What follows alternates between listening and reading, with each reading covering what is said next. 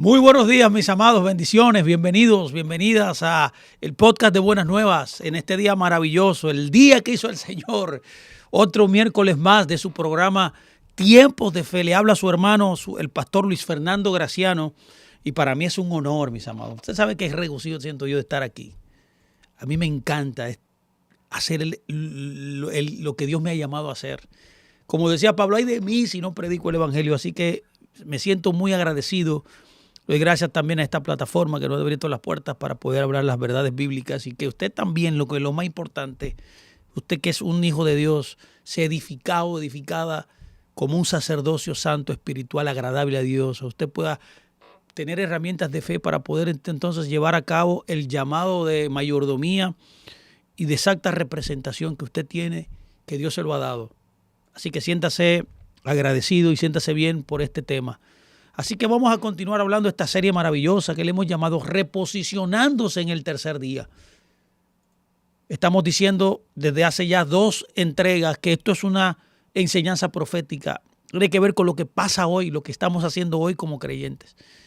Y lo que estamos haciendo como creyentes y es el foco de toda esta enseñanza, es aprender principios que gobiernan un estado de preparación dentro de nosotros. Así que le invito a ver la segunda parte, que nada, usted podrá tener una base del primer principio que gobierna un estado de preparación, pero mire, dentro de usted.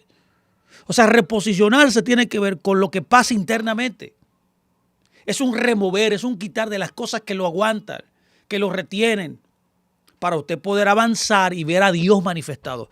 La idea de Dios es que tú te prepares, te reposiciones al tercer día. Fue que Él prometió que en el tercer día Él iba a revelarse. Y si Él se va a revelar, usted necesita prepararse.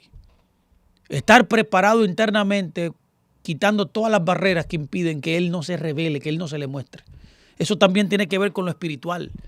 Cada día en nuestra vida debemos permitir que Dios se manifieste y tenemos que quitar barreras, trabas, mentalidades que nos retienen de ver la obra, la mano de Dios. Así que vamos a comenzar esta tercera entrega entrando en el segundo principio. Y más o menos queremos decirle, bueno, vamos a hacer una rememoración del primer principio. Y es cuando dijimos en Éxodo 19:3 que dice, y Moisés subió a Dios. O sea, el primer principio es subir a Dios. Eso lo hablamos distendidamente en la parte 2. Así que vaya al canal, escúchela 2 veces, invite a alguien, déle a like, compártala y usted verá que le va a ayudar. Lo primero es subir a Dios. Yo decía que la palabra subir es Alá. Alá significa subir, pero esto significa, básicamente, aparte de todo lo que hablé, hoy yo quiero argumentar ciertas cosas más, es que esto implica un sacrificio que es totalmente quemado. ¿Se acuerda? Alá también, aparte de subir y ascender a una posición en el espíritu superior, también significaba cuando los israelitas llevaban una ofrenda a Dios de agradecimiento, una ofrenda que se llama holocausto, una ofrenda totalmente quemada, y era entregada a Dios en forma de agradecimiento. Note bien que el sacrificio está sujeto a quemarse. Es cuando literalmente se transforma, cambia de forma. Eso es lo que es eso es lo que es una ofrenda llevada al fuego, o sea, lo que conocemos como un sacrificio, que técnicamente no es sacrificio, técnicamente es una ofrenda. Dios estableció un sistema de ofrendas con la cual yo debía acercarme a Él. Eso es lo que significa esto, acercarme a Él, una ofrenda. Es el mecanismo divino de cómo yo acercarme a Dios. Dios estableció legalmente, espiritualmente, cómo yo debo acercarme. Entonces yo debo aproximarme a Él y en este caso elevarme, porque el que quiere encontrarse con Dios primero tiene que subir.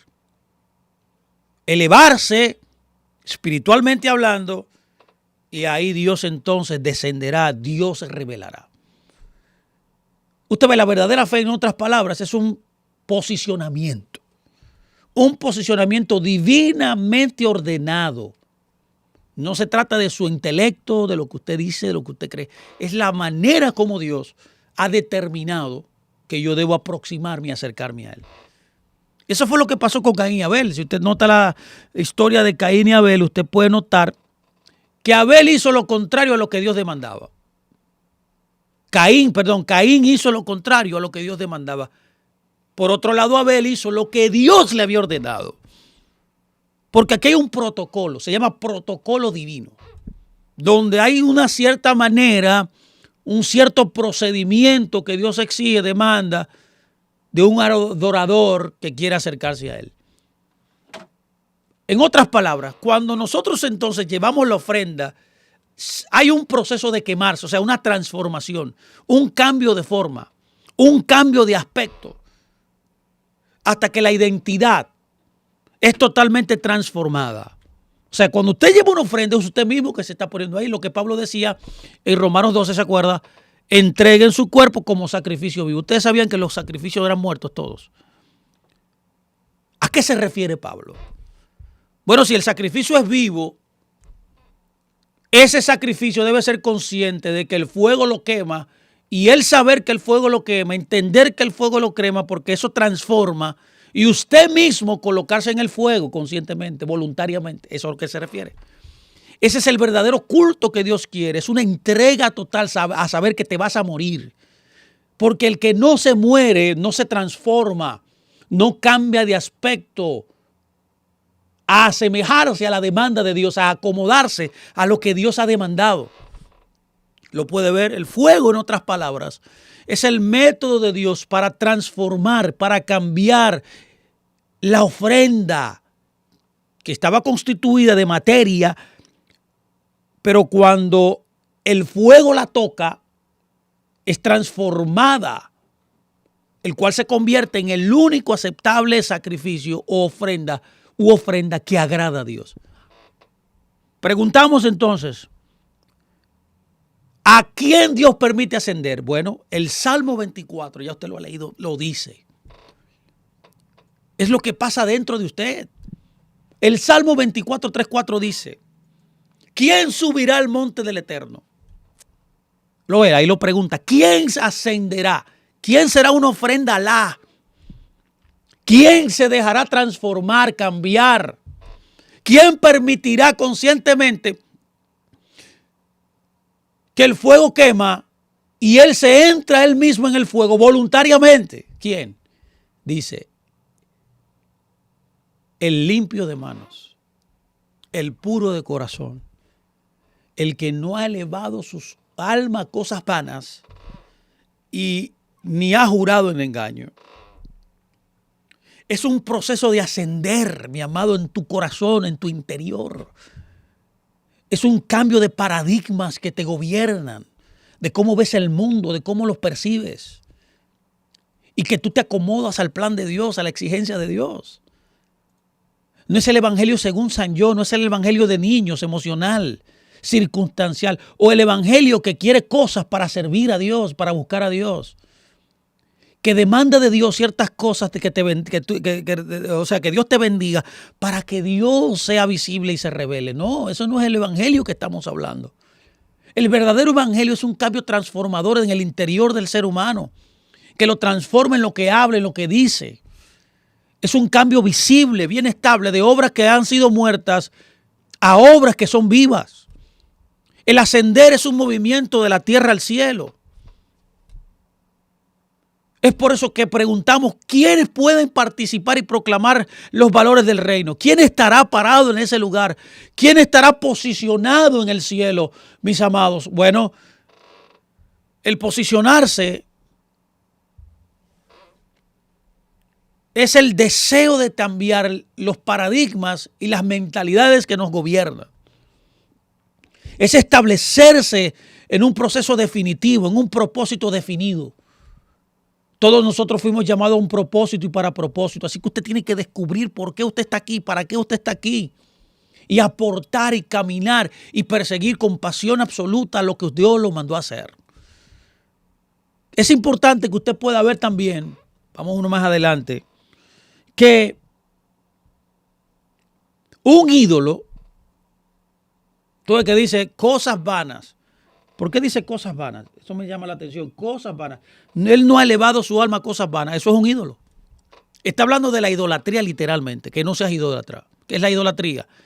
Es atribuirle a Dios una falsa representación.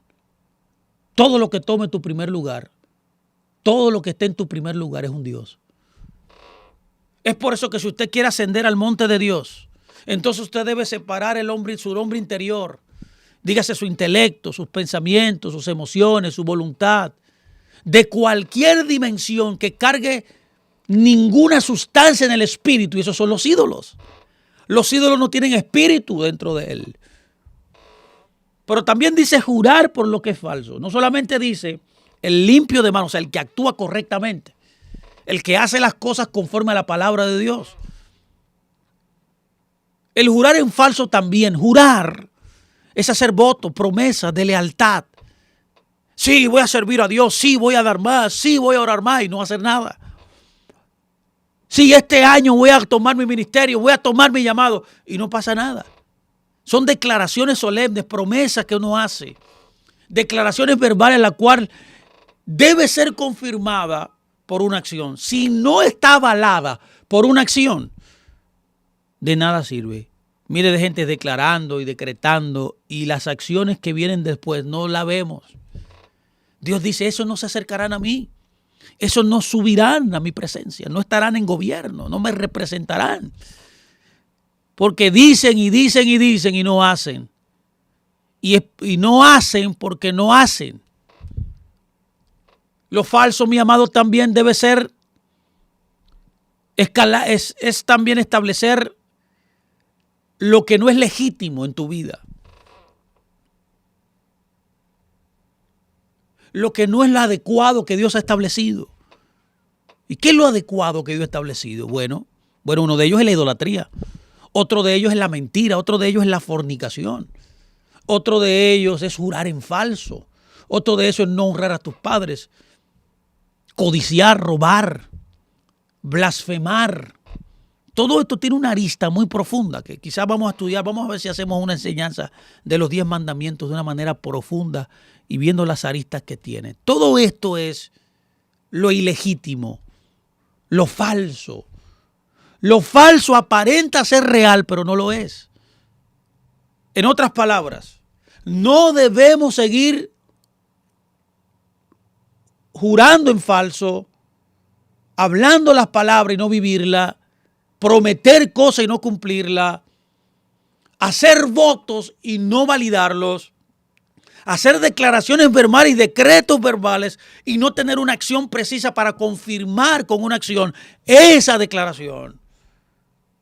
No, que la tierra es de Dios, el Santo Domingo para Dios, lo reclamamos y declaramos que Santo Domingo es de Dios. ¿Y qué pasa? Si usted no se levante de ahí y comienza a ganar almas, si usted no se levanta y comienza a orar y sale a predicar o se sienta en su congregación en el lugar que Dios le puso y comienza a administrar a las almas que van llegando y usted cumple su misión. Es así donde ganamos a las almas. Es así cuando la República Dominicana, Santo Domingo, será para Dios. Cuando validamos nuestras declaraciones es porque también tenemos una acción que nos mueve a lograr y consolidar esa declaración. En otras palabras, mantener una verdad que no tenemos el poder de aplicarla para cambiar. Se pueden cambiar las realidades, pero tienen que ver basados no solamente en lo que hablo, en lo que pienso, sino que tengo que movilizarme, tengo que accionar. No debemos ya más entonces mantener una estructura teológica que no pueda encarnarse en nosotros. Dice, y la palabra se hizo carne. La palabra debe hacerse carne en nosotros. Es una teología que no es válida para aplicarla. Muy bonita, muy elocuente, mucho bla, bla, bla, pero poca acción. Usted dice, en otras palabras, y no hace. Eso es lo que dice el verso. Limpio de mano, el puro de corazón, el que no ha jurado por en falso. En otras palabras, permítame aplicar esto de Alá. ¿Qué es subir a Dios? ¿Cómo yo subo a Dios? Una ofrenda racional que le doy a Dios sabiendo que me voy a quemar. ¿Quién estará en el monte de Dios? Los que no han jurado en falso. Usted hace declaraciones verbales solemnes de la verdad que no puede afirmar con sus acciones, o sea, con su estilo de vida. Usted vive en un yugo espiritual, o sea, carne y espíritu a la vez. Usted tiene una mezcla. Usted opera solamente en el lugar santo cuando usted fue llamado a operar en el lugar santísimo. Usted produce, pero no es en perfección. Como dice una escritura, y seguían a Dios, pero no de perfecto corazón. Porque el producto está manchado con su yo. El ego está por encima del espíritu. Hay un dualismo, hay una mezcla. Es cuando usted habla la verdad de las escrituras sin un comportamiento apropiado para validar que su experiencia de transformación, de nacer de nuevo es real. Es por eso que nadie que haga esto nunca podrá acceder al monte de Dios. ¿Quién ascenderá al monte de Dios? El limpio de manos, el puro de corazón, el que no ha elevado su alma a la idolatría, el que ha jurado con engaño. Hay que romper las barreras de la carne y dejarnos transformar en el hombre interior. Que en el hombre interior se posicione Cristo, en la silla turca, en el trono que le pertenece en tu vida.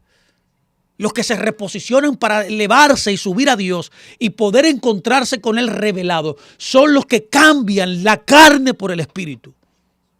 Es dejar el cielo que te gobierne, es dejar que el cielo fluye a través de ti en su voluntad para que pueda establecerse lo que Dios ha determinado. Ahora permítame entrar en el segundo principio.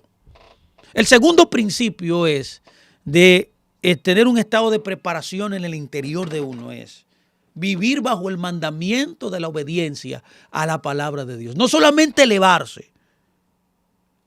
No.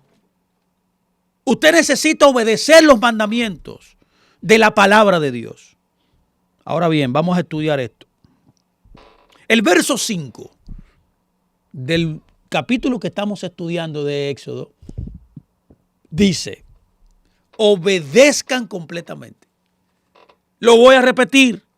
Obedezcan completamente.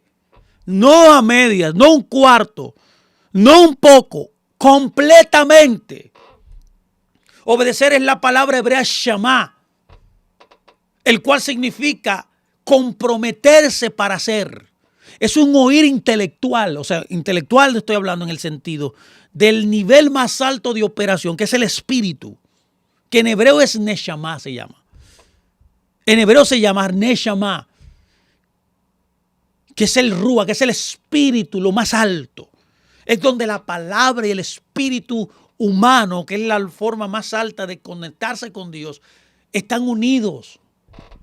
Cuando usted se alinea con la voluntad de Dios y acciona lo que Dios demanda, es un compromiso para hacer. Shema es un compromiso para actuar la palabra de Dios. Es tener toda atención dada a Dios. Es hacer literalmente lo que ha escuchado. ¿Quiere usted estar preparado en su interior para que Dios se revele realmente en su vida? Usted necesita obedecer, mis amados. ¿Cuál debe ser entonces nuestra actitud en la obediencia? Yo quiero explicar esto porque la Biblia nos habla de muchos principios que nos dan la evidencia de cuál es la verdadera actitud de la obediencia. Cómo alguien que obedece debe hacerlo. Lo voy a tratar de guiar ahí. Voy a dar el principio y luego vamos a ver algunos versos. La primera evidencia o actitud para la obediencia es que la obediencia debe ser obstinada. Es una obediencia firme. Ese ser obstinado en obedecer. Es una obediencia centrada, enfocada en la palabra. Por ejemplo, Josué 1:7 dice: no te apartes de ella ni a diestra ni a siniestra. El Salmo 119:112 dice: mi corazón incliné a cumplir tus estatutos de continuo hasta el fin. Hay que tener aquí, para poder tener una obediencia obstinada, tener una mentalidad de finalizar lo que Dios ha dicho. Hasta que no finalice lo que Dios ha dicho, no me detengo. Hasta que no concluya y cumpla con lo que Dios ha determinado, no pararé. No pararé, seguiré firme. Hay alguien que tiene que saber que la obediencia, la actitud de la obediencia tiene que ser una obediencia firme. Eso es lo primero. Lo segundo, la obediencia no solamente tiene que ser obstinada, sino que la obediencia debe ser audaz. ¿Qué significa ser audaz en la obediencia? Obedecer con valentía, ser valiente. Aquí necesitamos gente valiente que obedezca a Dios.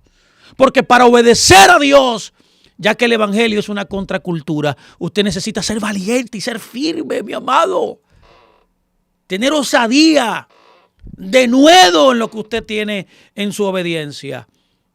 Veamos la Biblia. La Biblia dice en Hechos 4, 19, 20, porque no podemos dejar de decir lo que hemos visto y oído. Todo lo que usted ha visto de Dios, lo que ha oído de Dios, no puede callar. Tiene que hablarlo, tiene que testificarlo, tiene que predicarlo, tiene que aconsejarlo, tiene que desatarlo, mis amados. Hechos 4:13 dice, entonces, viendo el denuedo de Pedro y Juan y sabiendo que eran hombres sin letra y del vulgo, se maravillaban y les reconocían que habían estado con Jesucristo. ¿Usted vio? Tener denuedo, confianza, valentía en la obediencia. Hechos 4:29 también nos dice, y ahora, Señor, mira sus amenazas. Y dicen ellos orándole a Dios, concede a tus siervos que con todo denuedo, confianza, valentía, osadía, prediquemos, hablemos tu palabra. Esto es la obediencia que usted necesita, ser la actitud en obedecer. Filipenses 1:20 también dice, conforme a mi anhelo y esperanza de que en nada seré avergonzado, antes bien con toda confianza. Wow, había aquí en este hermano llamado Pablo, confianza. Eso es ser audaz en la obediencia. Dice, como siempre, ahora también será magnificado el Mesías en mi cuerpo, ¿vio? O por vida o por muerte. No importando si moría o vivía, él, su obediencia era audaz. La tercera actitud en la obediencia es que la obediencia del creyente debe ser entusiasta. Entusiasta. ¿Qué es eso, Fernando? Bueno, obedecer de buena gana.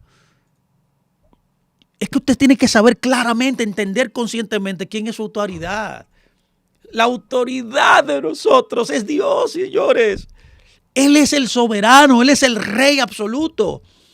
Cuando el rey habla es ley, es lo que debo hacer. ¿Por qué? Porque Él me va a castigar, o porque Él es un ogro, o es un jefe. No, es porque yo le amo. Es porque Él me redimió, me salvó. Y mi vida está totalmente rendida al soberano. Yo reconozco su autoridad, yo reconozco su posición. Por eso soy entusiasta. Tengo una buena actitud, una buena gana en mi obediencia. Isaías 1:19 dice, si quisieran y oyeran, comerán el bien de la tierra. Entonces, si quisieran y oyeran, comerán el bien de la tierra. Necesitamos tener esta actitud en la obediencia entusiasta. Obedecer a Dios con buena gana.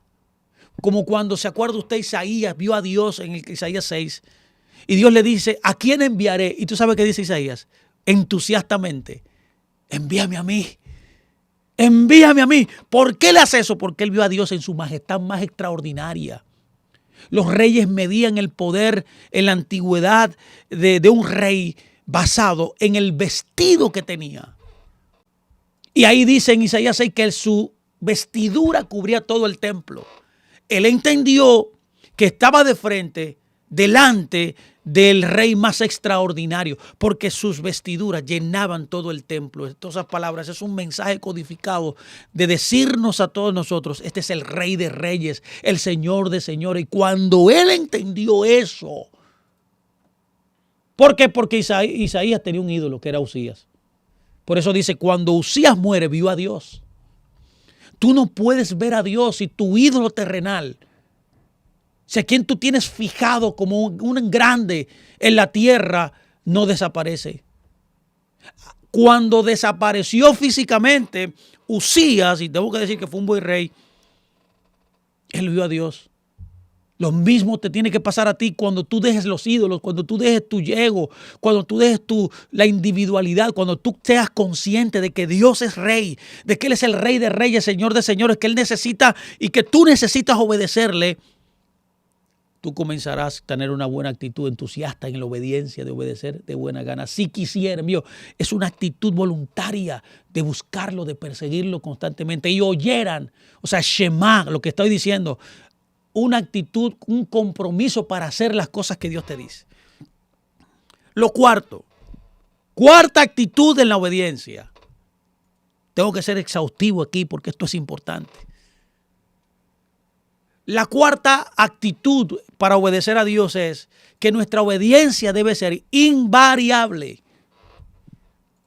¿A qué me refiero? Que usted debe obedecer siempre, en todo momento, en cualquier circunstancia. Si está enfermo, si tiene una necesidad económica, si tiene una necesidad conyugal, si tiene un problema fraternal, si tiene un problema en la iglesia, donde sea, lo que le pase, donde sea que usted esté, si está en un terremoto, si le pasó un ciclón, no importa el lugar, no importa la acción, no importa la circunstancia, si es beneficiosa o no beneficiosa para usted.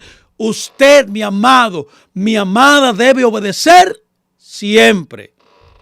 Su obediencia debe ser invariable. No, que me botaron del trabajo. Bueno, no importa, siga diezmando. No, que no tengo ganas de orar. No, debe orar. ¿Por qué? Porque la obediencia es invariable. Filipenses nos lo recuerda, capítulo 2, verso 12.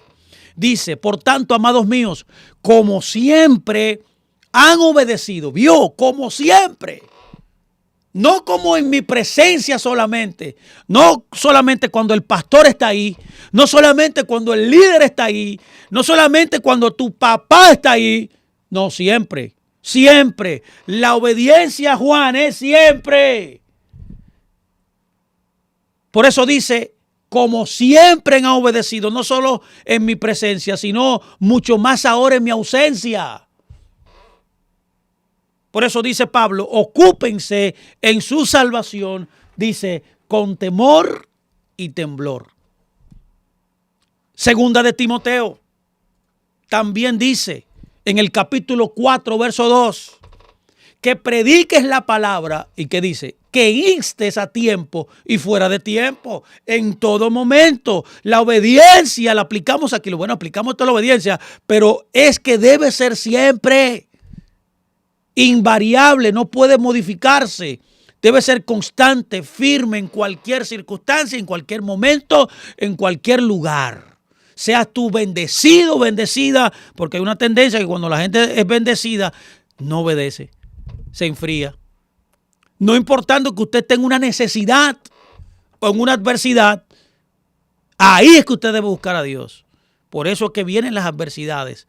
¿Usted cree que las adversidades son para destruirlo? No, es para ayudarle. Porque Dios sabe cómo somos nosotros. Es en ese momento donde usted ora más fuerte, donde usted más ayuna, donde usted más va a la iglesia, donde busca más a Dios. Pero ¿qué pasa en la tendencia cuando usted es bendecido? Cuando Dios le da refrigerio, cuando Dios le da botines, ¿usted qué hace? Se aleja. Por eso la obediencia, la Biblia dice, debe ser siempre. Vamos a ver más principios de cómo debe ser mi actitud en cuando yo obedezco. El quinto principio o actitud de la obediencia es que la obediencia nuestra debe ser fervorosa. Fervorosa. ¿Qué es una obediencia fervorosa? Obedecer de todo corazón. Tu corazón debe ser de Dios. Total, sin parcialidad. No el 25%, no el 50%, no el 75%, el 100% debe ser de Dios. Tu obediencia de todo corazón. ¿Dónde lo vemos? El Salmo 119, 34 dice primero, dame entendimiento y guardaré tu ley y la cumpliré de todo corazón. El Salmo 119 también, verso 69 lo repite.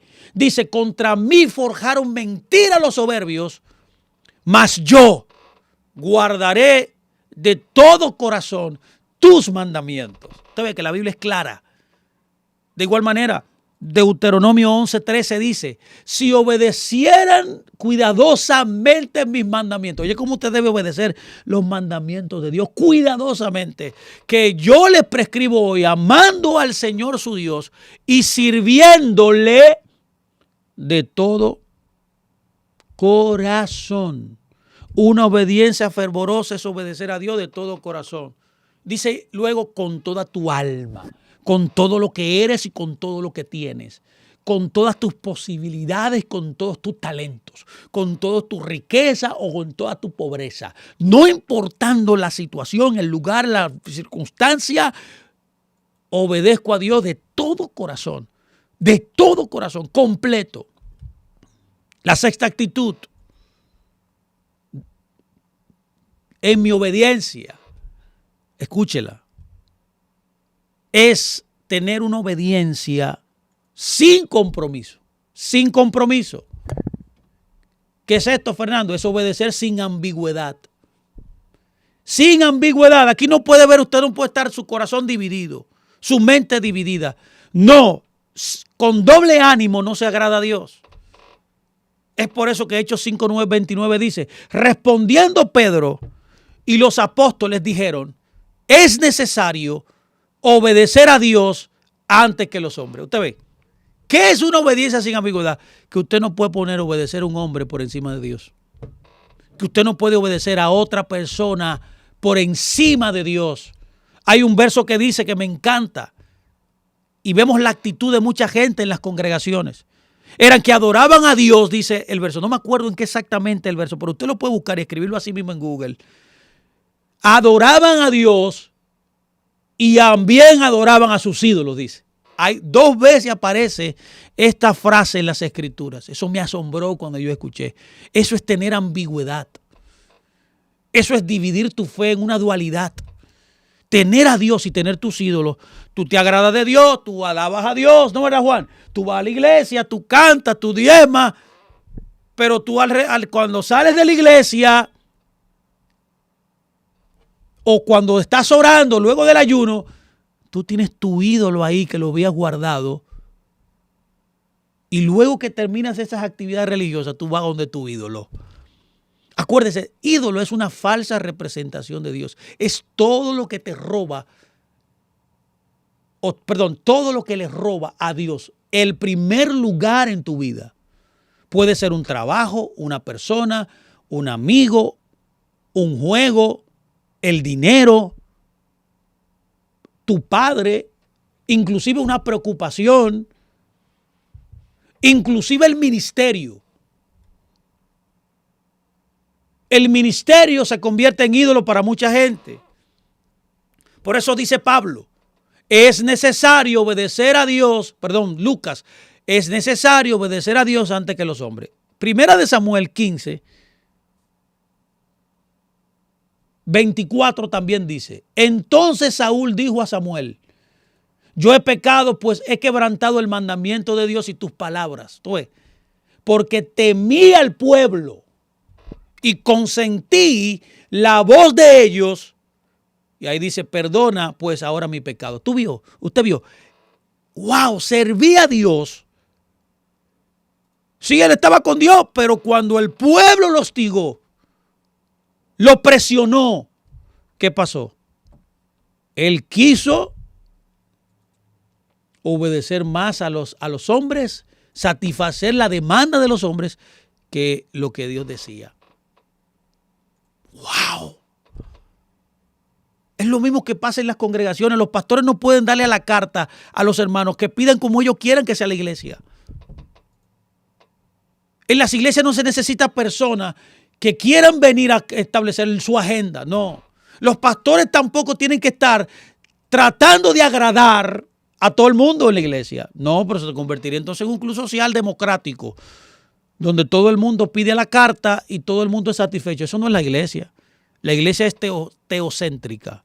Hay un gobierno celestial y lo que se debe hacer es, por encima de las personas, es la palabra de Dios. Por eso la obediencia no puede ser dualista, no puede ser ambigua.